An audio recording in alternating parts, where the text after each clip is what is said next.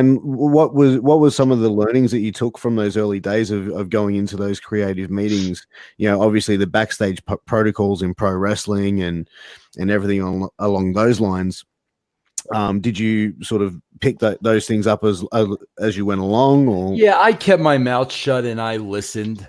And I had, I had a lot of, mentors, and I had a lot of people like kind of teaching me the ropes.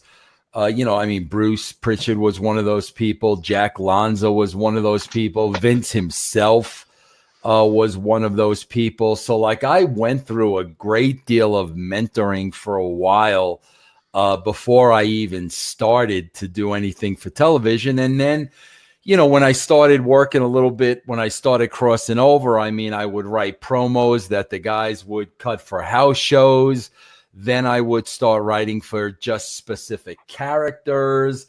And then that pretty much turned into, me, kind of being the head writer of Raw. So there were many, many steps that were taken before I got to, being the head writer of Raw. Oh, of course. It's a gradual progression right into that role. And obviously that's what, before someone could be in that role would need to sort of go through that sort of stages to understand what's needed. But, as far as like, putting together, a Monday Night Raw, that would have been, was that consuming you on a 24/7 basis? Yeah, like, was your mind much, always constantly going? It's not like today where it's copy and paste every week. I never wanted to repeat anything. If I knew I had seen something before, I would think of something else. There weren't jobber matches on the show. It was original content that I always wanted to be fresh, and I always wanted to be different. So yeah, man, it took, it was 24/7, man. Yeah.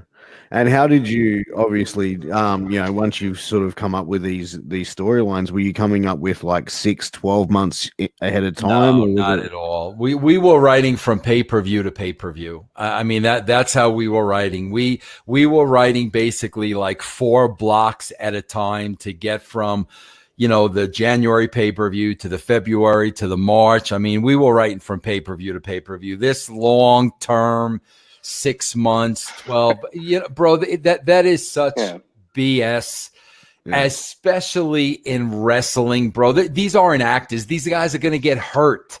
So, you're not going to waste your time writing 3 months, 6 months, 12 months in advance. When guys get hurt, they got to be written off the show, contracts and whatnot.